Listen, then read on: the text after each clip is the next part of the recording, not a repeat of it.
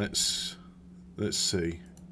Is recorded? Yes, I well, not recording. YouTube's recording it. They can stay on their hard drives. I did that once. I used to, when I was first doing the stuff, I was all like, oh, I'll record it because, you know, I always get interruptions and people come in and say, oh, Habib, can you help me with this? And I'm like, yeah, okay, I can help you with this. But now it's just like, yeah, I'm playing my games. I'm doing my games. Right. So since last time, if you were here last time, Mascat, I conquered. That was it. It was Hagar. Hagar is just a typical eastern town. It wasn't really that exciting. The fighting was really hard, and it was a real ball ache, and it just seemed nothing was happening. Absolutely nothing was happening. And then, oh, you've won. Really? Yeah, you've won now. They've given up. And I was really tempted to slaughter them all, but I thought, no. I'll give them clemency, and I'll let them, I'll let them live as slaves. That's it. So yeah, what happened was, I could have actually won, as they say. Really, just carry on playing. I conquered Burgundy. I conquered Burgundy.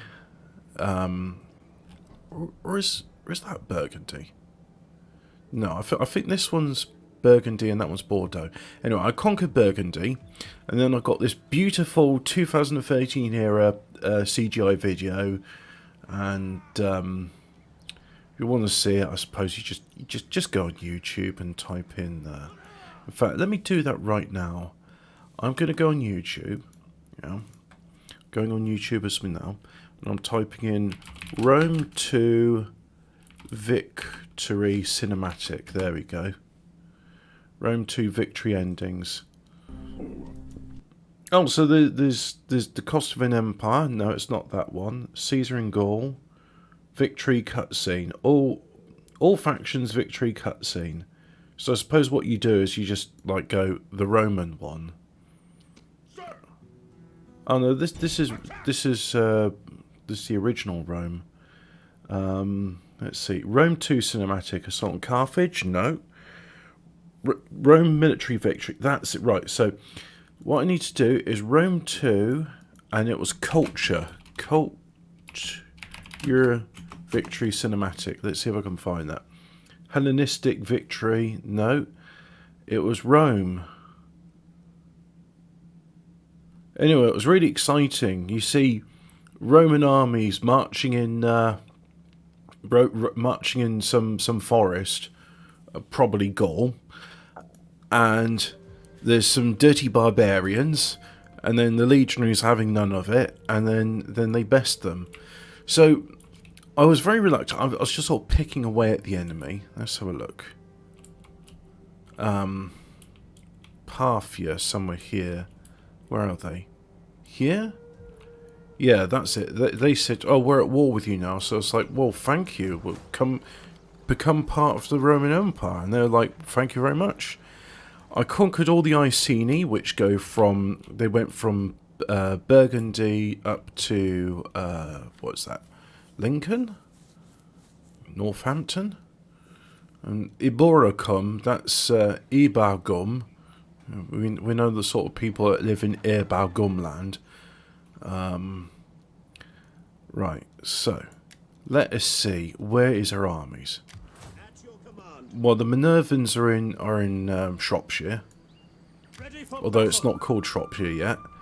Legio 2 Equestris are here, and I think, you know what? It's time to piss off the neighbours. So, first of all, I'm having Charax again. I let a rebellion take it over, and I was like, I'll come back for you later. And what this is going to do is it's going to make all the other factions hate me. But look, this is Rome. This also is Rome, and that's Rome. They just don't know it yet. So it doesn't matter if they go to like whatever the Antiquities world of the United Nations is and say, oh, Rome's too dominant, because I don't care anymore. Declaring war while having treaties or shortly after breaking them is considered an act of treachery, is condemned by all factions. Well, I'm already considered unreliable, so fuck you. Any glory you buy with blood will soon tarnish, for you are a people without honor and worth. Uh-huh. That's why I have everything and you have nothing. So let's encircle them. Yeah, encircle. Silly words. Oh yeah, that's right. So I'm gonna send these guys back to Petrodeva. No, I made this place. Yeah, that's it. Look at me. We military now. I've decided to build some more rare red buildings. So go there. Don't do anything else for now. And likewise, yep, you also will be getting some stuff, so... oh, look at these guys. They've been a bit battered, haven't they? Do you hear a noise? Or a beep beep beep noise? Oh, the Mascats. Let's go and talk with the Mascats and say, hello, would you like to be slaves? Apparently I'll lose this one. Not saving to save scum. I'm saving because might crash. I got up all early today thinking, oh yeah, my car's in for the MOT, and it's like, no, it's tomorrow. Tomorrow is the 8th. And I was like, oh, okay. But, oh well, getting up early, I suppose it's a good idea, because then I can just go back to early morning gang. Seeing as my agency's like, can you come work for us again? It's like, oh, did you really enjoy the lorries I crashed last time? It's like, yeah. Field artillery awaiting orders. Oh, that's right. I keep meaning to upgrade these. But anyway, flammable shots. Who keeps sending me messages? Is it like we got work for you? Oh, anyone got any Harvey clips? No, I don't have any Harvey clips. I just use the YouTube. Oh yeah, that's what he's referring to. So if I keep them there, and then these, yeah, do that. What if I put the field? Hey, that's not a bad idea actually. So you go there because you've got like a ballistic arc. What with being ballistas. Scorpions, they're more a flat trajectory, so I'll put them there. I think that's a good place to put all my stuff. No, apparently what you're supposed to do, right, is like when they fight, they will suffer. They'll suffer tiredness, and the more tired they are, the more likely they are to lose morale. Because it's a bit demoralising when you're fighting an enemy and you're exhausted. But anyway, so what I'll do is I'll keep these guys in reserve, and if any of these guys are flagging, I'll just push them up. Yeah. Put you there. Gotta be careful about this because balance of power is in their favour. It could just be a bunch of Roman legionaries, their bones getting bleached in the sun. But anyway, let's not focus about that now. Let's pray to Victoria. All we have to do first is kill enough of them. Given their cowardice, that should not be too hard. To arms! Why do cavalry wear cloaks, but like your legionaries don't? Anyway.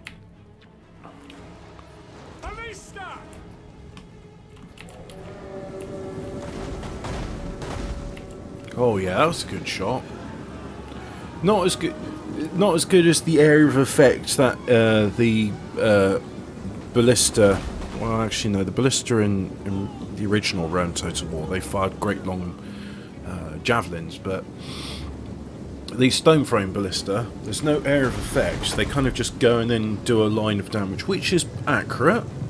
I mean, a man-sized boulder going at great speed would crush and kill people, but in the original Rome Total War, the catapults, they'd launch and then they'd go bang and cause an area of effect damage, just like high explosive artillery.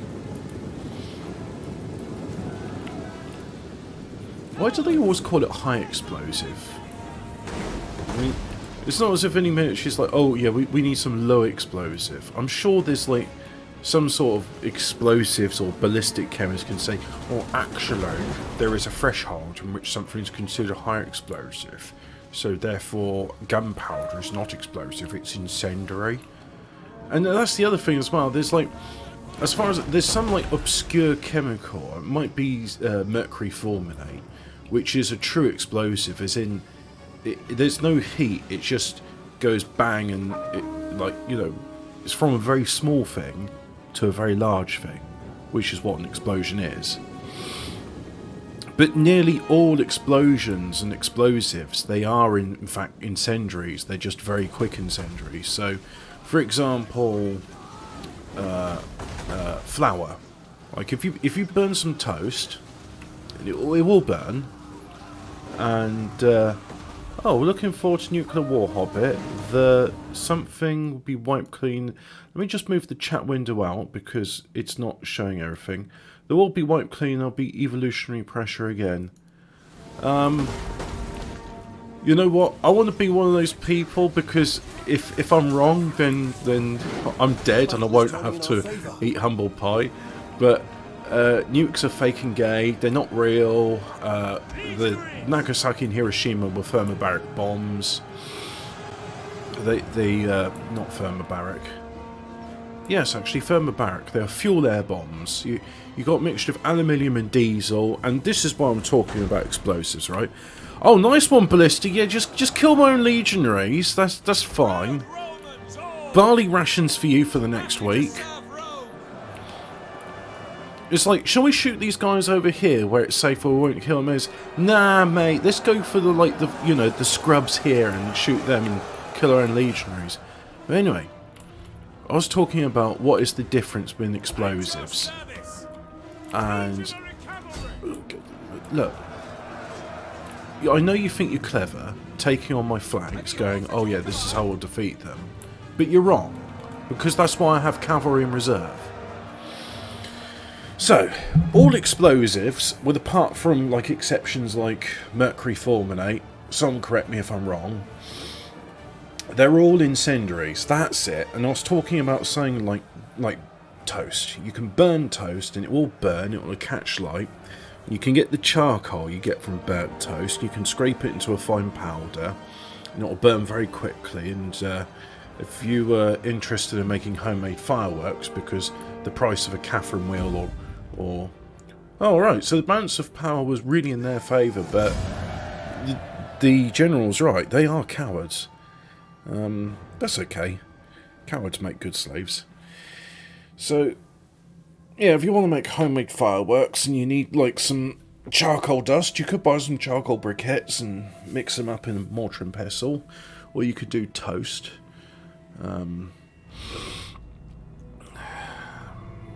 And that's the other point, flour. Flour, you can make a fuel and a mixture of flour, as Jeremy Clarkson on his chat show in 1990s demonstrated. You made a fuel air bomb and you put a flame and ignition source to it. It goes boom. By the way, I'm talking about explosives because I'm talking about Rome Total War and how it's very silly that the artillery in the first game had... They work like high explosive shells do in modern artillery. So, but the most effective explosive man has made, apart from if you believe that the United States Air Force in the 1970s were producing and storing antimatter, I mean, I like to believe it, but it could just be Cold War propaganda to say, hey Russians, you think you're hot shit with your thermonuclear weapons, well, we got antimatter, so fuck you. No. Nukes are fake and gay. Antimatter, well, No one's demonstrated how you would safely store antimatter. Oh, you just keep it in this magic magnet containment thing, which doesn't have any turbulence and, you know, is magic. And it's just trust me, Gov. It's perfectly safe to store this gram of antimatter in this magnet. Nothing, you know. Don't play with magnets in real life and find out just how unstable they are. It's absolutely fine, mate. There's no problems to storing antimatter. Anyway, nukes are fake and gay. Antimatter. It's, by the way, antimatter is real. We do produce antimatter. I was having this argument with my dad, saying, "Oh no, that's sci-fi. We could never produce antimatter." And I was like, "Positron emission tomography. It's like what's a CAT scan? What does the C stand for in a CAT scan?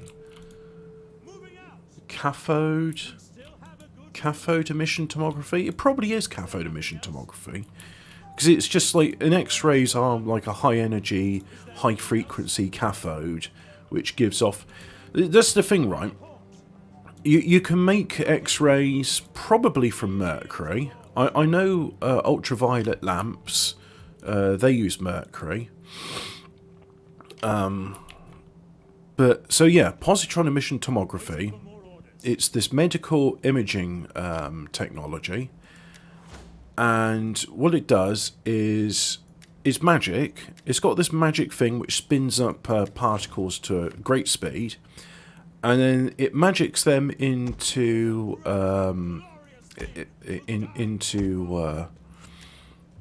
positrons magically. Positrons are the antimatter equivalent of electrons, and then it's good, right? Because you can then scan people, and then you can go, oh yeah, it's definitely like Corsican heavy auxiliaries. Do I want to do that? Well, first of all, they haven't got a first legion, so we'll give them that, and we'll have an auxiliary unit, because I think that's interesting, and that'll be good.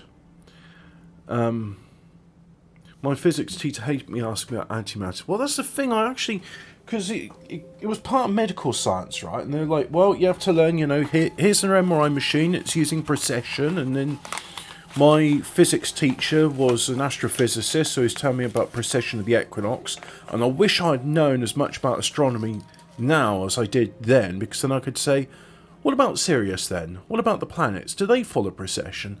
Well, no, but then again, the orbits are a bit difficult to predict. Yeah, but what about the Milankovitch cycles, where he accurately predicts the orbit? Yes, well, no. Okay, so there's some exception to precession of the equinox, but it's definitely because there's like a variation in the axial tilt, where it goes between 21 and 27 degrees. That's why we got precession of the equinoxes, and why we got differences in our seasons. Just trust me, Gov. Ignore the fact that the planets in Sirius are not subject to precession of the equinox. It's like, alright, so assuming that precession of the equinox is real, do the planets follow the same wobble as we do? And is Sirius part of a binary star system, so maybe it doesn't suffer precession of the equinox because it's orbiting in the same way as we do? It's very complicated. It's like, yeah, it is very complicated. Did you guys hear or read that America is negotiating with Venezuela about completely removing its sanctions in order to get its oil? 2 weeks into the conflict, America on the verge of surrender. Why does America need foreign oil? It produces all the oil it needs, and yeah, it exports it. It's like, right, this fucking shithole country over here, Albania, or Apollonia as it is, produces all the oil it could ever want, but it exports it all, and then it imports oil from Italy. Well, you fucking what?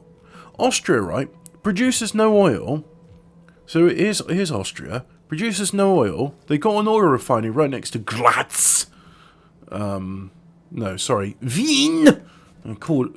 Everyone else calls it Vienna, but they call it Wien. And yeah, they've got cheap fuel. No oil production whatsoever. They don't even bother doing the... Give us a minute. They don't even bother producing coal liquefaction like that Weimar technology. You get steam, you get coal, and you do a bit of chemical magic, and you're able to turn the coal into lighter hydrocarbons, and you're able to do like cracking, as they do with normal crude oil. And yeah, you can turn coal into fuel. So anyway, explosives, fuel air. Fuel air is like the biggest like explosions what we can make, and you get some diesel like the Germans did. You turn it into a mist like you do in an internal combustion engine, and then it goes bang. And it really is good at going bang, because a lot of explosives, right, they're limited by the amount of oxidizer they can have. Well, the thing is, there happens to be oxidizer all around us, and if there wasn't, we wouldn't be able to breathe, and fire wouldn't work, and life would not exist. So instead of packing the oxidizer into your explosive, you just disperse your fuel into a fine mist, and then make it go bang. And if you want to make it go bang and get really hot, so it goes bang even bangier, you put some aluminium slurry with your diesel, and that's your thermobaric weapon. That's like the Moab, because when they were doing the Shekinah and they had the Moabites, not in the Old Testament, but in 2003, which I suppose is a bit Old Testament now, where they were doing their Shekinah campaign, Coalition of the Willing and all that. They were using Moabite bombs, the mother of all bombs, the Moab. The Moabs and the Moabites, they were a tribe what fought King Nebuchadnezzar. And Saddam Hussein said, "Oh look, I found the tomb of Gilgamesh. She's real, and I am the reincarnation of King Nebuchadnezzar.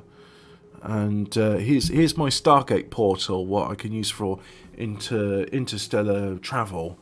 Well, we say interstellar travel because we assume that those stars in the sky are like our sun, and planets revolve around them. But I think this is a very silly idea, as people know now. I'm a flat Earth enjoyer, and that's why I enjoy having all these like silly sort of diagrams. Like, well, if globe Earth real, if astronomy real, then why precession of Sirius? No precession of Sirius. Can you invade Ukraine in this game? Well, if you've watched Phil's stream last night, can I just can I find Phil's stream? Some northern nationalist probably won't find it. No, some northern Nazbol. Let's try that. No. What if I type in? Let's see. Ukraine is not a real country. No, that won't come up. Oh, I put it on my Twitter feed, didn't I? Oh, for somehow all of my passwords that I lost have come back, but not on the main computer I use. On the little computer I use. Let's see. So if I look at tweets, what I done did. Come on, I'm trying to answer your question here, right? But in order to answer your question, I have to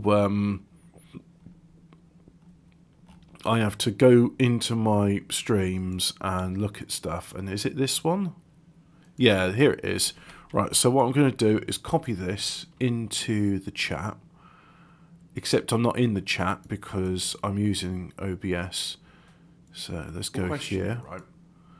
And, oh no, carry on playing myself. Let's post that there. There we go. So that's, if the Earth is flat, then where is Australia? Well, imagine you got like a dinner plate, right? And in the middle of the dinner plate's the North Pole. Bear with me with this. Imagine the middle of the plate's the North Pole, right? And you're having a full English. So let's just say you got your black puddings to one side, is closer to the perimeter of your dinner plate. That's Australia. And you've got your bacon, taking up a big portion of the plate. That's your Russia, right in the middle.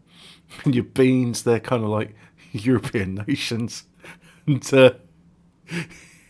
I like this analogy. I don't know why. Well, actually, I do know why. It's because I haven't eaten breakfast yet. I was convinced today's the day my car's in for an MOT. It's not. It's the 7th. Today's the 7th. My car is due in tomorrow, and hopefully they'll be like, oh, yeah, there's actually nothing wrong with your airbag. It's just because you unplugged it and plugged it in again, the computer needs to be reset. And we got a computer, so we plugged it in, we reset it, you're fine. That'll be £200, please, for 10 minutes work. It's alright. Maybe I'll become a car mechanic instead of a lorry driver.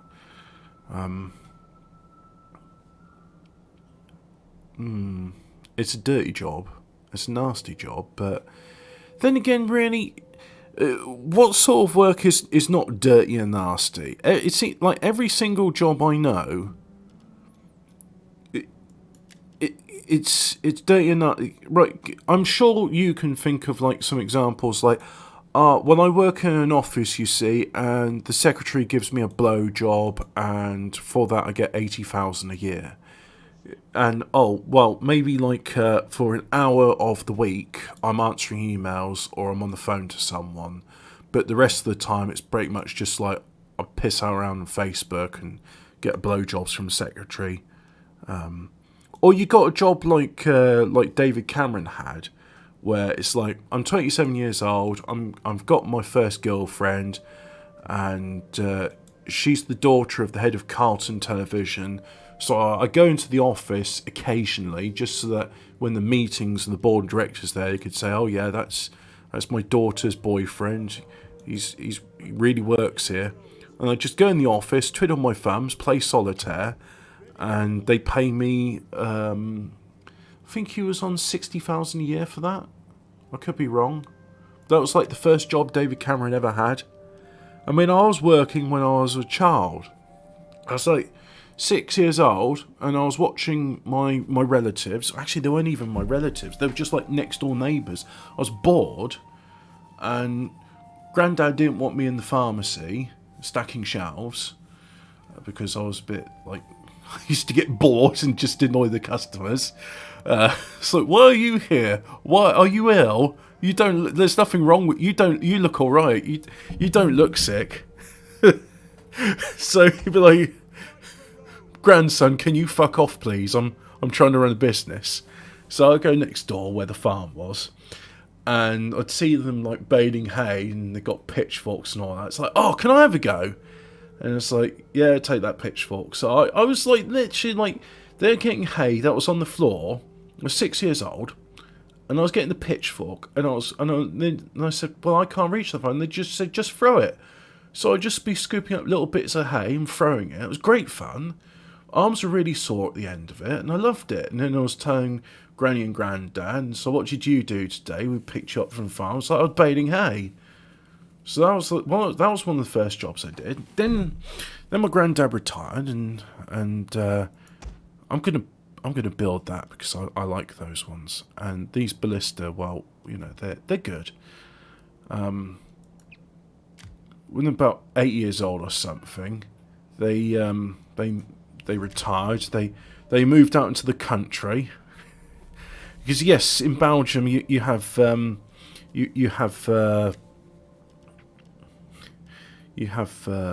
do you call them? Gajos Phrygia, Germanic levies. No, free Germans. In Belgian cities you have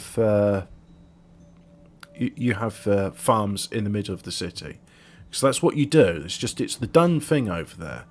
Got to see, have a farm in the middle of it. So they moved out to the country. They moved about 5 kilometres west, and they're like, "You're working with your great uncle on his farm." "Oh, I don't want to work on his farm. It smells of cow shit." "You're working on the farm." "All right, I'll work on the farm." "Uncle," I called him Uncle. "Uncle, Granny says I have to come work with you now. I'm sorry." He's like, "No, it's alright, I'll find something for you to do." So he says, "Well, do an easy job first. Go and get the eggs from the chickens. There's a big gap between CEOs, managers, completely useless and necessary, and socialism works." Oh, that's it. I'm talking about shit jobs. A wise lawyer, Nick Rakita, has informed me that Australia is in fact not a real place. It's not really. It's an English colony. That is Australia. I know the Chinese were like, no, it's ours now, but, well, might makes right, unfortunately. So we'll see about that. But yes, so working on the farm, getting the eggs, I hated that. I absolutely hated that. I really like eating chickens, but working with them, I can't stand the bastards. I fucking hate chickens. I don't know, the beady little eyes and stuff. And some people go, oh, they're cute. It's like, no, they're bastards. I've seen them peck mice to death. They are proper evil creatures. They are not good. Anyway, so he said, how do you find it? I said, well, here's the eggs, but can I do another job? He says, well, the cows need feeding. I was like, oh, how do I do that? He says, come on, get in the tractor, I'll show you how to use it. So bear in mind, I'm 8 years old, right? And I can either stand up and stand on the foot pedals. By the way, there's a left and right clutch, so get used to that. Or I can do the steering. He says, well, the foot controls are a bit tricky. I'll do the foot controls, you steer it. So he's feathering left and right clutches, you know, he's got his boot on both of them, and I'm sat in his lap and I've got the steering wheel. He doesn't let me use any of the other levers, which is a bit annoying, but I think I can understand, because he probably don't want, like, well, you've got 2 tons of silage here, I don't want you to, like, break my cow skulls or destroy the feeding trough. But he did let me steer it, and that was good fun. Silage smells lovely, absolutely love the smell of silage. And then it was mucking the cows, and I'd much rather muck cows than deal with chickens, because cows are alright creatures. If they're not calving, if there's not a ball around, they're really placid, you can just push them out of the way, and they'll moo, but eventually, they're really dumb creatures, by the way. They'll eventually understand that, yeah, you're trying to work around them, and they'll move. So I like cows. I've never worked with pigs. I mean, Winston Churchill said he liked pigs. I like the look on pigs, actually, but I've just never had the opportunity to work with them. I've worked with horses. I don't like horses. They're really skittish. They are shit scared of everything. And yeah, apparently you have to do a lot of training with them to make sure they're not shit scared. But cows are a great creature. I really like cows. I like eating cows. I like drinking their milk. I like milking them. It's easier to milk a cow as an adult than it is a child, because as a child you've got small little fingers and small little hands. Well, as an adult you can really wrap your hands around and fingers around the teat and squeeze it. And my uncle insisted, he insisted, it's like, you got to learn how to milk them by hand, because, you know, that's how my great grandfather taught me how to do it. And so everyone needs to know how to do this stuff. And that's how I grew up. I just like, alright, everyone needs to know how to do these sorts of things. If you're wondering what I'm doing, by the way, I'm just making sure that all my provinces, they're doing what they're doing. So I just grew up, it's like, yeah, you work on the farm. Then I came back home to England, and it's like, oh, what, there's no farms to work at? Alright, I'll get a paper round. So I had a paper round from the ages of 12 to 14, 15. And that's because I kept missing up delivery. Was it because I kept missing deliveries? Yeah, it probably was, actually. I probably was, like, delivering wrong newspapers to people. And also there was complaints because I'd be reading people's newspapers before posting them. There was one person who ordered the Mirror, and there was one person who ordered the Sun, and I really liked the comics pages in them, so I'd read them both. And apparently that's evil. And they're like, oh, you opened the pages of my pulp, and you were laughing at Garfield or Andy Cap. So yeah. The field when ordering quiet day and you see westward proudly presents in the sky. Oh yeah, I should play Red Alert. Hasn't Belgium been possessed by the evils of diversity? What do you mean? Has Belgium fallen under the imperium of Western hegemony since World War II? Yeah. Don't worry about Ukraine. Steiner's attack will break through the Russian encirclements. We must believe in final victory. Russia is nothing but a gas station with nukes. Very true. The Reddit volunteer, the Reddit Waffen SS battalions, they're going to be there in Belgium. Malva, Pilindava. Oh, I know where this is. Right, just I accept defeat. I'll be back. I will be back. Yeah, the Reddit Waffen SS, they don't call themselves that. They call themselves the Volunteer Battalion, but when they get there, Azov Battalion brands them with the... What? You survived and now there's 25 men left? Mate, you're in a boat. Just row away. I give you permission. I'll stand and fight. But anyway, so the Reddit Waffen SS, they're going to go there. They're going to be branded with the black sun on their forehead. And, you know, and then they're going to be indoctrinated into neo-Nazism, which is going to be a bit interesting for the Reddit volunteer brigade. It's like, what do you mean we're now Azov Waffen SS? I thought we were fighting the evil Russian Nazis. And it's like, no, don't you understand? Russia's got... Literally, Russia's like, yeah, we need to go into Ukraine to denazify it because there's lots of neo-Nazis like Azov Battalion and such. So, yeah. But anyway, as we all know, Waffen SS, greatest soldiers that ever lived, and Reddit Waffen SS, they will carry on the proud legacy of the Waffen SS and win. Our land. Yeah, it's gonna be great. We're all gonna go to World War III, and nukes are totally real. And by the way, this is a great position to have, right? Nukes are fake and gay. They're not real. Antimatter's not real. Well, antimatter is real, but anyway. Skip back to half an hour ago when we were talking about explosives and antimatter and positron emission tomography. Do I want to fight this on the battlefield? No, I don't. Balance of power's in my favour. Pyrrhic victory is a victory. That's good. Now the Iberian Peninsula is mine. So yeah, nukes are fake and gay. They're not real. They're fuel air bombs. Fuel air bombs make great big explosions. Those are real.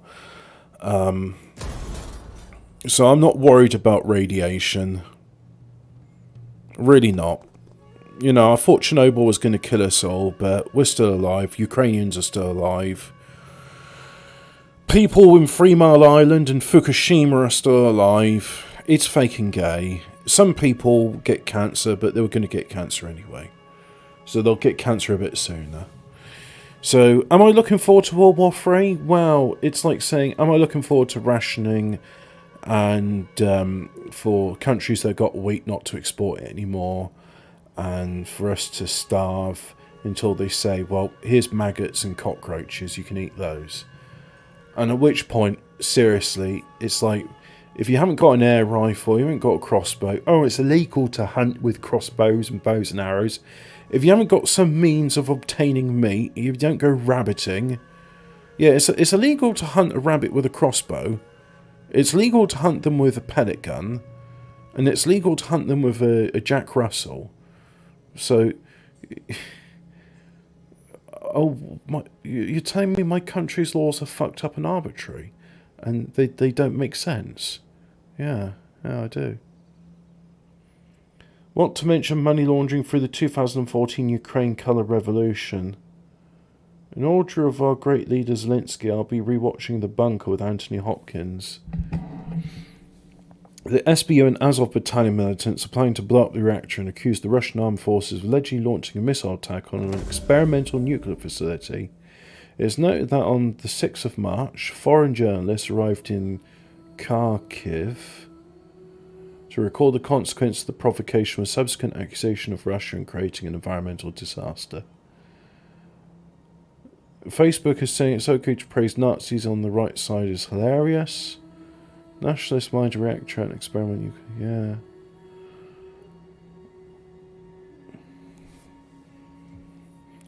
Well, you're saying once everyone is starving, there won't be animals to hunt. There'll be plenty of bipedal animals. You just got to ask yourself, how much do you want to survive? And for some people, it's like, no, you know what? It's not worth surviving in this hell world anymore. I think I'll just die. I think I've done enough now. You know, no one lives forever. I'm ready to meet my maker. And other people that go, no, unacceptable. I'm going to live.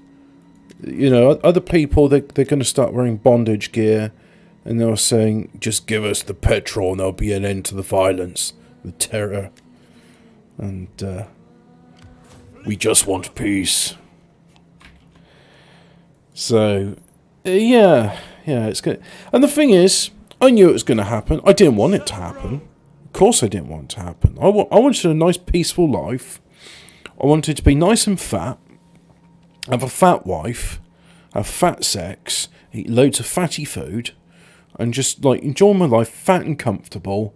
And I wanted lots of comfy games, which just, you know, which don't tell me I'm evil and that I need to kill myself. I wanted that, and I wanted plenty of just like, you know, cheap beer and food, and I wanted a nice comfy job, and I wanted to be able to have a home, somewhere I could call this is my own place, and you know, I wanted all the things which every man wants in civilization, but these things are not allowed us anymore. So you just got to say, well, you know, how much am I willing to survive?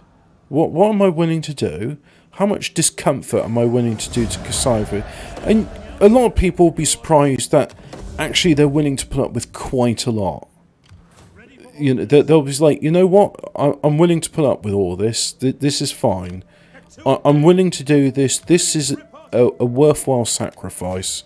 I'm going to do it. And other people, they're going to be like, no, I've had enough. Or other people are not going to have that choice. Other people's just, I'm dead now.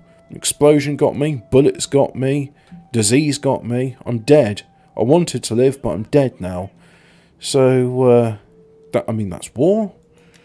You know, it's a bit shit. You think, no, I wanted to live a bit longer, but you don't get that choice. It is a bit shit, but you know what? It's at the end of the day, it doesn't really matter. In the macro scale, civilization carries on. It carries on regardless of what you want. You know, I might want this and that. I might want things to be more fair and just, but it doesn't happen. It's not going to happen. So you just have to go, all right, it's not going to happen. Am I going to be unhappy about it? Or am I going to try and find some sort of solace? I mean, some people find solace in prostitutes. And I like the idea of prostitutes. Don't get me wrong, right? I always think a prostitute is an honest woman. I like them. But that doesn't mean I want to spend time with them. It's like gay guys. Like, I like the idea that these men... I'm just going to go ahead and say they're pragmatic. They're pragmatic men, and what they do is they go, I need lots of sex. I'm not, you know, too discriminatory about who I have sex with. I'm going to have sex with men. And they do that, and they have sex with men. And I like the concept of that, which sounds a bit strange, because it's like, but it's disgusting. And that's the problem, you see, because as much as I like the concept and go, yeah, it's honest, and, you know, I think it's, in some ways it's honourable, because you're going like, I need lots of sex, and these men have lots of sex, and you're pragmatic about it. It's not something I want to do myself. Likewise, I like sex, and it's like saying, do you want a little bit of chocolate cake, or do you want a lot of chocolate cake? I think I'd say I'd want a lot of sex. But I'm not actually willing to do all the things required to have a lot of sex, so maybe I don't. So it's all well and good saying, oh, well, I believe this and believe that, but your actions dictate what really happens. What the fuck, bro? What your sucks anyway? How much worse can cannibalism be? Hobbit doesn't want to be rolled over my toppy, which 100% will happen. It is a strange concept, and I do understand. Marion volunteer legionaries. Poor and propertyless volunteers are armed at the expense of local government. That's interesting. That is interesting. But I want some artillery, so we'll have some of that. We'll have some polybios. So yeah, I like prostitutes and I like gays, but I don't like them at the same time. And why was I talking about prostitutes? That's it. Find what solace you can find in life. There's not much solace to be had. Some people find it in prostitutes. Some find it in promiscuous gay sex. Some in drugs. Some of us find solace in God. And, you know, we pray to Jesus and say, look, Jesus, I'm not perfect, but that's okay. As you said, you're not looking for the righteous, you're looking for the sinners. Well, here I am. Here's me, a sinner. And I find solace in you. I say I want all these, you know, these earthly things like money, riches, nice cars, a racehorse. I wouldn't want a racehorse, actually. I'd much rather have a draft horse. But ultimately, these are just whims and wants. I suppose what I want, really, is just eternal life back with the Creator. I know that's not what everybody wants, but that's what I want. That's the solace I've got. So yes, it was a bit of a long tangent about prostitutes and gays and me saying I respect them. I can't say that with a straight face. Come on. If I can't even argue this to myself, how can I convince other people that what I'm saying is not disingenuous? Hobbit, what did you mean by this? What I meant by this is that I can understand them. And if someone's going to be honest about it, like a prostitute, I can respect that. But there's a lot of people that they're not honest, you know. They'll go in and condemn vices like, oh, it's terrible people are doing cocaine, and then they'll go and snort a bunch of it off a hooker's arsehole, like Angus Deaton did. And well, he never explicitly said it was terrible, wasn't it? But when he was the host on Have I Got News For You, he was seen like some sort of moral authority, because it's, look at me, I'm criticising all the stuff politicians do, like snorting cocaine off of a hooker's arse. And then it's like, yeah, but that's what you go and do for fun anyway. It makes you a bit hypocritical. So, yeah. I don't like hypocrites. I don't like liars. But I understand everyone wants solace. And some people find solace in doing things which I'd never want to do. But ultimately, this is me being very liberal now, isn't it? It's just like me. You're just being a racist liberal. It's like, yeah, pretty much. What of it? You know, I'm not going to pretend I'm something that I'm not. There's no point in me pretending to be saying I'm not. I'm not trying to endear myself to a bunch of people I don't have respect for. So, I do respect people that got a sense of integrity, and it's a very strange way to say, you know what, I might not use them, but I'm not like saying I never would. Yes, I would, because I'm not going to pay £160 for half an hour shag. I could just use my hand. I mean, if I'm in one position where I'm like, literally money's no object, and it's just like, you know what, today I feel like buying a classic Jaguar XJ, it runs, and then I'm going to go and like give it to a prostitute after I'm done shagging her, then if money was no object, I would do that. But money is an object. It's a big object. And I just, 160 quid, well, 160 quid for me is a month of food. And not just a month of food, but also some beer and cider and probably even a nice bottle of wine. I mean, shout enough to perhaps 20 quid. See, I'd probably, if I had 160 quid, I'd be buying smoked salmon, shout enough to pap, might even buy some champagne, definitely get the nice butter, some good bread, potatoes, just usually sort of groceries, but if I've got lots of money, if I'm flush for cash, fillet steak, smoked salmon. And he said unto Jesus, Lord, remember me when thou comest into thy kingdom. And Jesus said to him, Verily I say unto thee, today shalt thou be with me in paradise.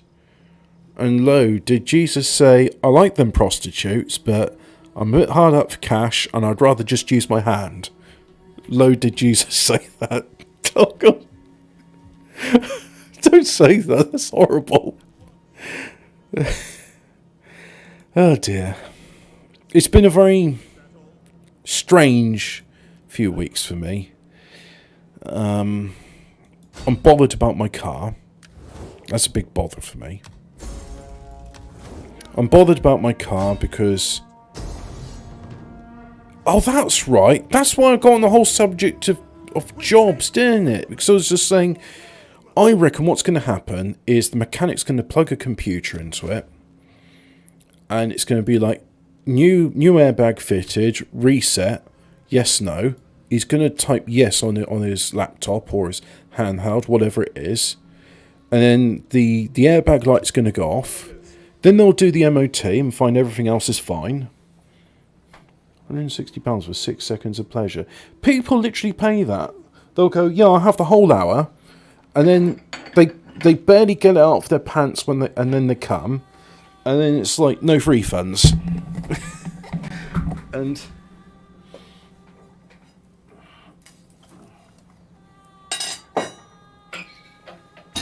so anyway, back to the mechanic story.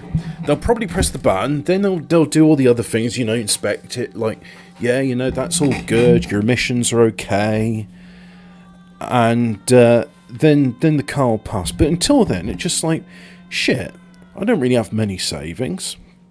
I spend all my savings on lorry driving lessons. I haven't done that much lorry driving, and I don't like it because it's like, oh, well, can you do a 3 a.m. start? It's like, how much you pay me? £12 an hour. Not for £12 an hour, I can't do a 3 a.m. start, no. And even if you'll give me, like, we'll do £50 an hour, and, like, what, 8-hour shift. So, how much would that be? £8 for... If it was 104 hours, that would be £400. So, £400 for a day's work, 3 a.m. start. You could convince me to do that, but I'm probably going to struggle to get to sleep. And no way in hell will I drive if I'm tired. Absolutely not going to do it. Refuse. I've literally gone to jobs and said, look, I've not had any sleep. I've come today rather than saying not showing up. What do you want to do? And then at that point, like, they'll be saying, thank you very much for your time. You may now go. And yeah, you know what? That's fine. But yeah, that's the thing that a lot of... I really hate with the lorry drive in the early starts. Like, I had this other job. It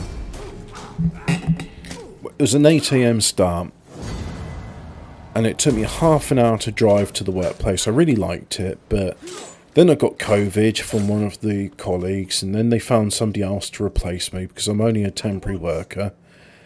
And then I said, oh, is that job gone now for good? And it's like, yeah. And I said, what about the other job offer? It's like, yeah, that's gone too. It's like, all right, I see. So I'll probably just count as unreliable because it's like, well, you worked here a week and then you got COVID and that's all we saw from you. It's like, it's a bit tricky. It just feels like as soon as I get some momentum going, get stopped. So this is on the subject of, what was it on the subject of? It was on the subject of money, that's it. Really worried about the car mechanics passing the MOT. Because it's like, shit, what do I do if I don't pass the MOT? It'll be expensive. And then it'll be like, well, now I've got even less money. And that'll be expensive. And it's not a nice position to be in. It's not. And when I'm in not nice positions, that's when I get philosophical. That's when I go, well, such is life. And I find solace. I find solace in Jesus. And I'm thinking maybe I should replace some of this cavalry with these cataphracts. Marian Legionary Cavalry. Oh, they don't have them. That's just Legionary Cavalry. I thought I saw cataphracts. I didn't. I must have imagined it. Oh, well, these guys are ready with his cohorts Corsorum, so I'll send them off. Yeah, and it feels bad because like I've invested a lot of money. It was a risk, but it was a risk to open up the world, and I know it will get better. I know in time they'll be like, well, you've been driving for X number of years. Here's a really nice job to do.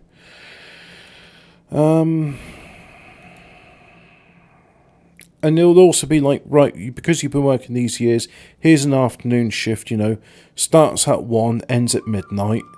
But I can't do those jobs at the moment because most places' insurance will not cover a new driver for night driving.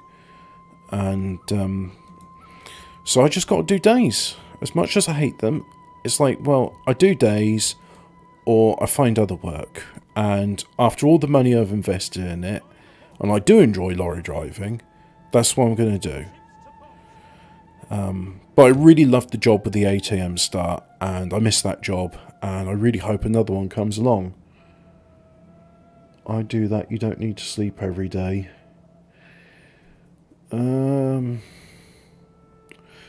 Well, you certainly don't want to fall asleep at the wheel, and I've never fallen asleep at the wheel, but there's times I've come very close.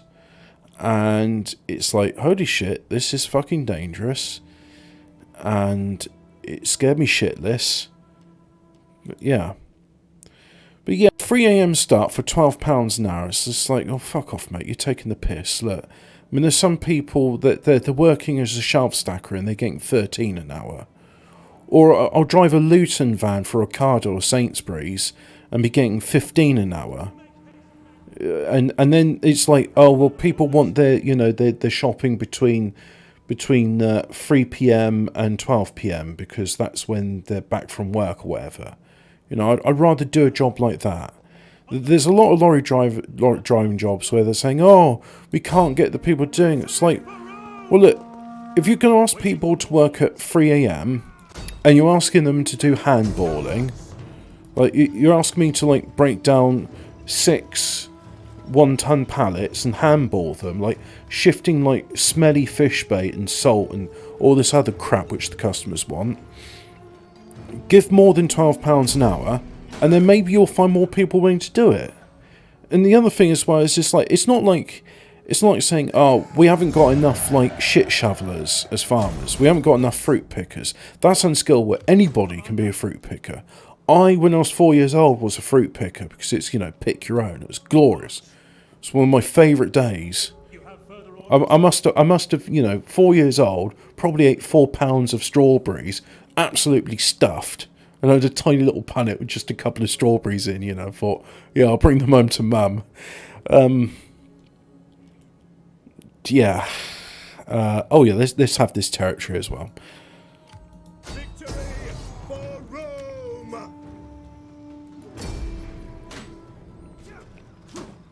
But then you've got people like Jonathan Ross or Gary Lineker, and they're getting paid millions of pounds by the BBC to sit in the glorified office and talk about whatever the subject is. And they're getting paid millions of pounds of money for that. And that, I would say, does that really contribute anything? If it was a comedian like the two Ronnies, I would say, yes, that is actually like a cultural export. That's culturally significant. We want that. That's a good thing. But, Gary Lineker talking about, well, I thought he moved very well around the pitch and then he interacted with this other athlete and they performed well but not as well. Thank you very much. That'll be £18,000 for an appearance fee. It takes the piss. You know what?